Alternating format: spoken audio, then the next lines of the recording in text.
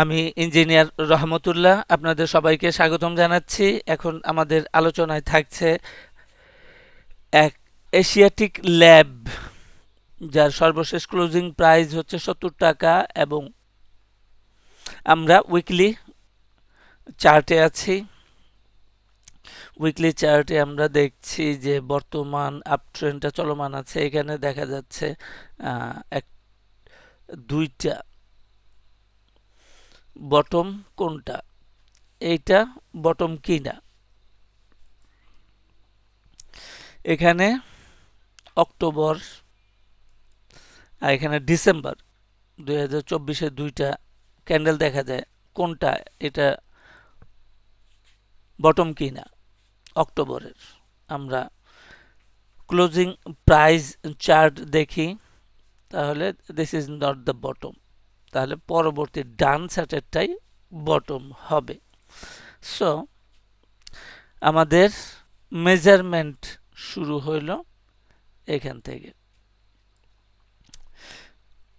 বর্তমান আপট্রেন্ডটা শুরু হয়েছে এটা ডিসেম্বর 2024 সাল থেকে। তাহলে টেকনিক্যাল অ্যানালাইসিস বা চার্টের উপর ডিপেন্ড করে ট্রেড করতে গেলে প্রথম যে জিনিসটা আমাদের প্রয়োজন হবে, যে আমাদের চার্ট থাকতে হবে একদম ক্লিয়ার, ক্রিস্টাল ক্লিয়ার, একদম পরিষ্কার পরিচ্ছন্ন থাকতে হবে। যদি চার্ট রিড করতে আমরা না পারি, ট্রেড করব না। পরিষ্কার থাকতে হবে, যে আমাদের খুব পরিষ্কার চার্ট লাগবে, ক্রিস্টাল ক্লিয়ার। তাহলে এক নম্বর হচ্ছে ক্ল্যারিটি। এখানে দেখা যাচ্ছে যে ক্ল্যারিটি আছে, আমরা সেটা আলোচনা করব।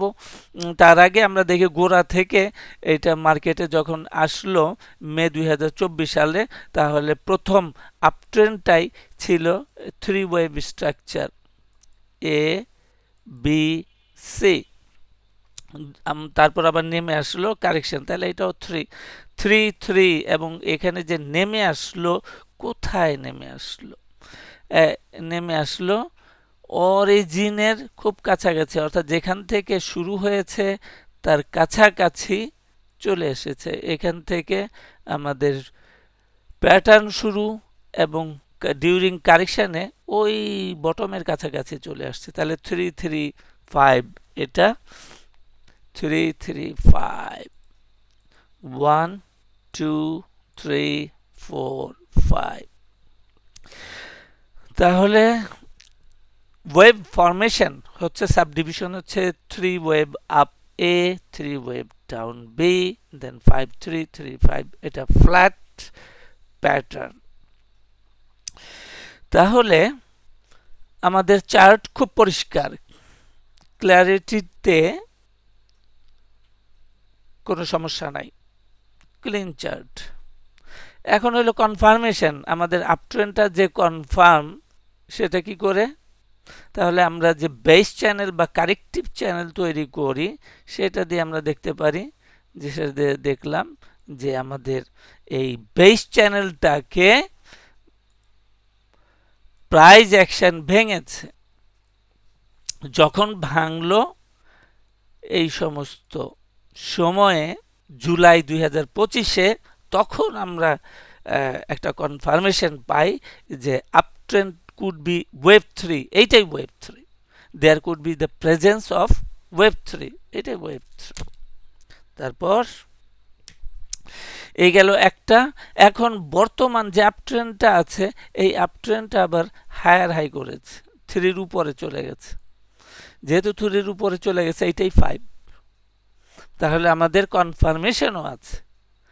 এখন যেটা দরকার সেটা হলো যে 3 নাম্বার, যে আমাদের এইটা কনসিস্টেন্সি থাকতে হবে, কন্টিনিউটি থাকতে হবে।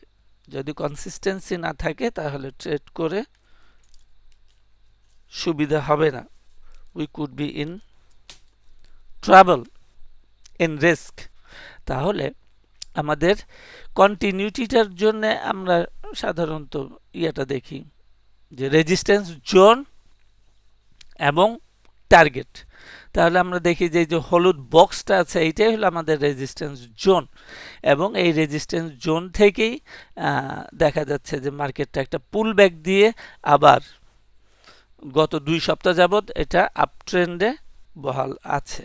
তাহলে আমাদের কন্টিনিউটিটা কোন পর্যন্ত করতে পারে? তাহলে একটু আগে আমরা বলেছি যে আমাদের বর্তমান আপ ট্রেন্ডটা ফ্রম হিয়ার, এখান থেকে, যেটা আমরা একটু আগে দেখলাম 2024 সালের ডিসেম্বর, আর্লি ডিসেম্বর 2005 তারিখ দেখাচ্ছে। তাহলে এটা পাঁচটা ওয়েভ হলে পরে আমরা একটু আগে বললাম, একটু দাগায় নেই তাহলে সুবিধা হবে।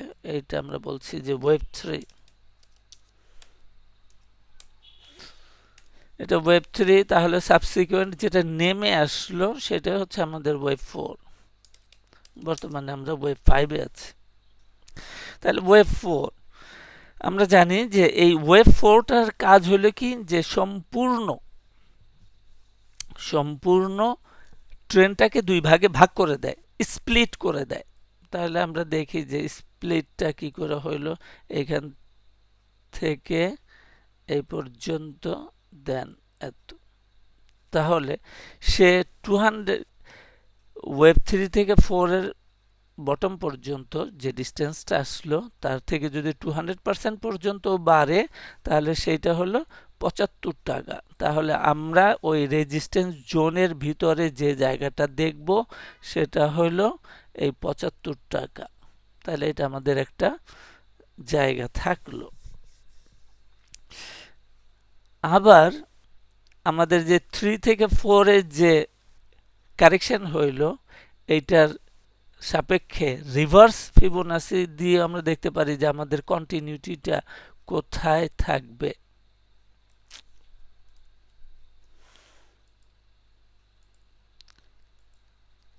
এটা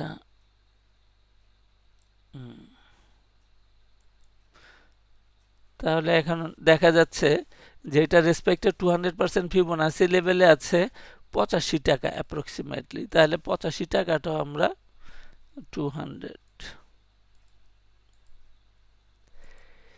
এই 85 টাকা লেভেলটা আমরা দেখব।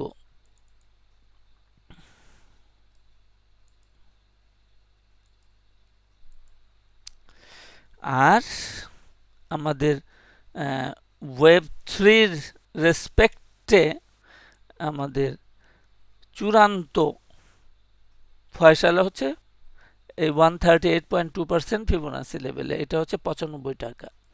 তাহলে আমাদের এই যে কন্টিনিউটি করবে কিনা, কোন পর্যন্ত করবে, সেটা আমরা তিনটা জায়গাটাকে তিনটা ধাপে ভাগ করলাম।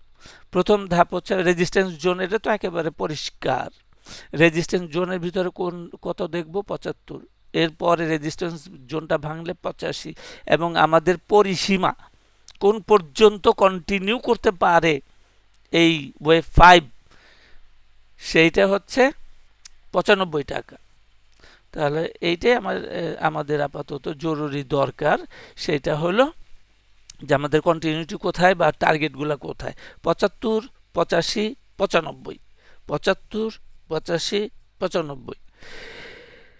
আর হোয়ার ইজ আওয়ার রিস্ক, একদম পরিষ্কার যে এটা আমরা আপ ট্রেন্ড এবং বুলিশ ইন্টারপ্রিটেশন দিলাম। তাহলে কোনো রকমে এটা লোয়ার লো করতে পারবে না ইন এনি কন্ডিশন, যাই ঘটুক না কেন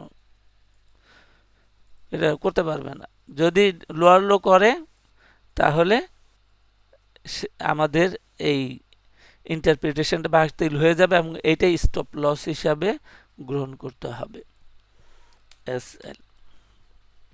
তো আজকে এই পর্যন্তই। সাথে থাকার জন্য সবাইকে অনেক অনেক ধন্যবাদ।